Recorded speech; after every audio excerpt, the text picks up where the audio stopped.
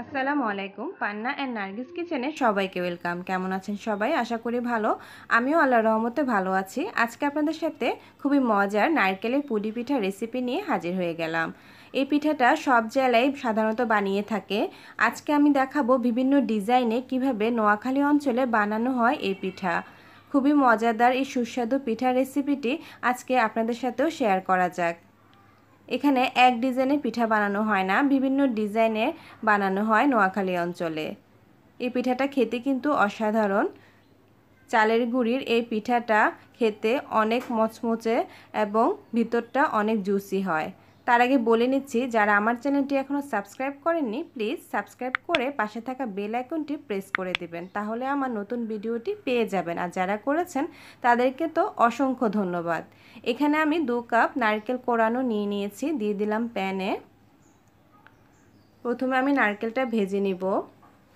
দিয়ে দিচ্ছি স্বাদ মতো লবণ। তারপরে আমি এখানে দিয়ে দিব কিছু গরম মশলা। তারপর দিয়ে দিব চিনি। চিনি দিয়ে দিব আমি প্রায় 3 কাপ। চিনিটা একটু বাড়িয়ে দিতে হবে, না হলে এটার টেস্টটা ভালো আসবে না। আমি এখানে লাল চিনি দিয়েছি, আপনারা চাইলে সাদা চিনিও ব্যবহার করতে পারবেন। ভালো করে চিনিটা মিশিয়ে নিব।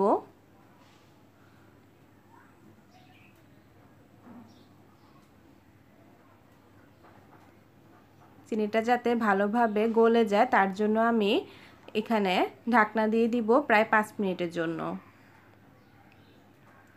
5 মিনিট পর আবার ঢাকনা উঠিয়ে ভালো করে এটা নেড়ে চেড়ে আমি এটা লালচে করে ভেজে নিব। এমন লালচে কালার হয়ে গেলেই নামিয়ে নিব।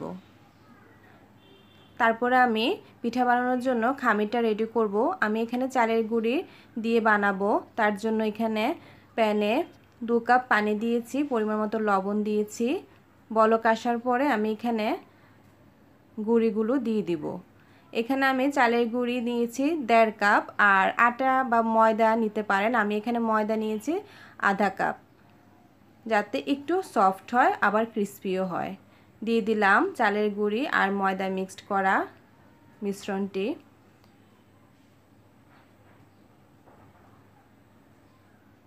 সাথে সাথে নাড়া যাবে না, কাঠি দিয়ে একটু এমন করে নেড়ে দিতে হবে। খুবই সাবধানে, অনবরত নাড়া যাবে না। প্রথমেই পানি যখন উপরে উঠে আসবেই তখন এভাবে নেড়ে চেড়ে খামিরটা রেডি করতে হবে। এবার ঢাকনা দিয়ে ঢেকে দিব আমি 5 মিনিটের জন্য, যাতে চালের গুঁড়িটা ভালো করে সেদ্ধ হয়ে যায়। নামিয়ে নিলাম, হালকা ঠান্ডা করে নিয়েছি। এখন আমি হাতে অল্প অল্প করে পানি দিয়ে এটা ভালো করে মথে নিব।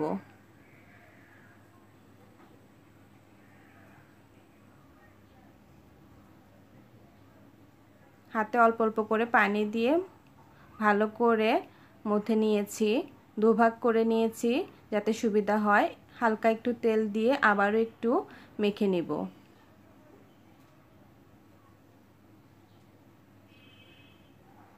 একটু সফট ডো তৈরি করতে হবে, হার্ড হওয়া যাবে না।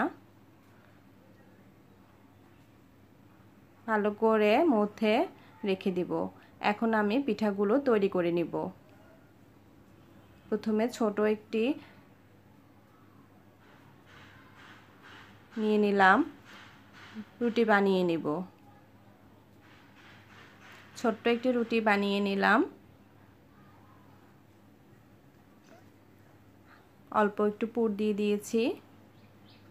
আমি একটা ডিজাইন দেখাচ্ছি আপনাদেরকে,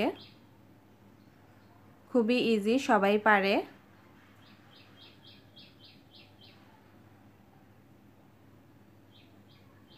বাসায় সবাই মিলে এই পিঠাটা তৈরি করতে কিন্তু বেশি একটা সময় লাগে না।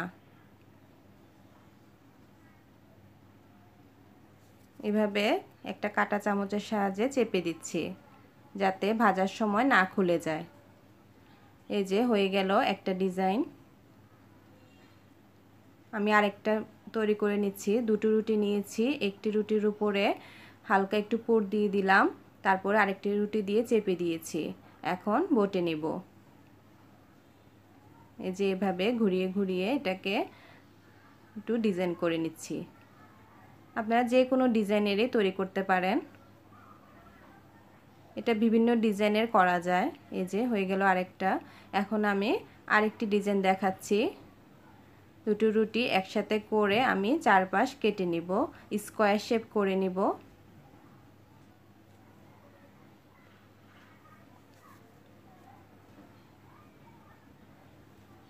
স্কোয়ার শেপে কেটে তারপর মাঝখানে একটু পুর দিয়ে আমি চারিপাশ আবার চেপে দিব কাঁটা চামচের সাহায্যে। বিভিন্ন ডিজাইনের আপনারা করতে পারেন যার যেমন ইচ্ছে।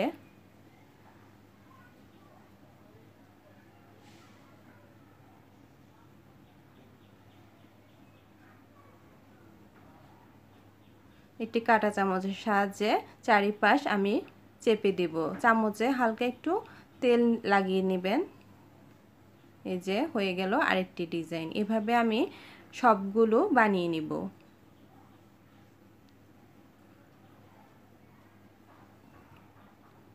সবগুলো পিঠা আমি বিভিন্ন ডিজাইনে বানিয়ে নিব।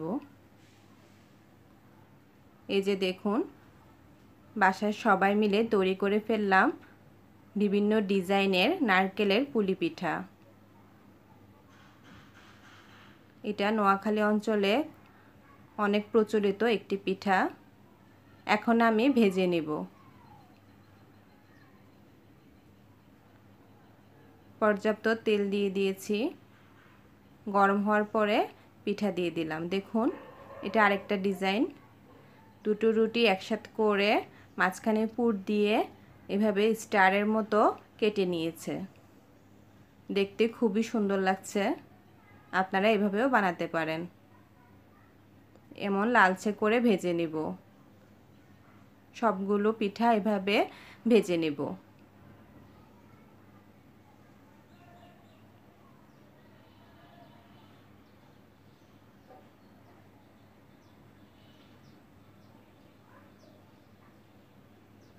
অনেক ফুলে গেছে, দেখেছেন? খুবই সুন্দর হয়েছে। খেতেও কিন্তু অনেক মুচমুচে হয়েছিল। এভাবে লালচে করে ভেজে নেবেন।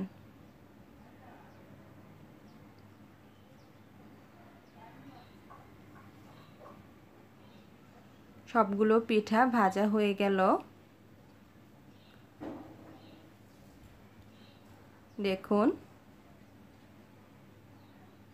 এভাবে পিঠা বানিয়ে ইফতারের আইটেমেও খেতে পারেন। দারুণ মজার এবং ক্রিস্পি পিঠাটা খেতে কিন্তু অসাধারণ হয়েছে। বাসায় এভাবে এই রেসিপি ফলো করে অবশ্যই বানাবেন। রেসিপিটি ভালো লাগলে অবশ্যই সাবস্ক্রাইব করতে কিন্তু ভুলবেন না। লাইক দিবেন, কমেন্ট করবেন এবং শেয়ার করবেন। সবাইকে অসংখ্য ধন্যবাদ এতক্ষণ পর্যন্ত দেখার জন্য। আল্লাহ হাফেজ।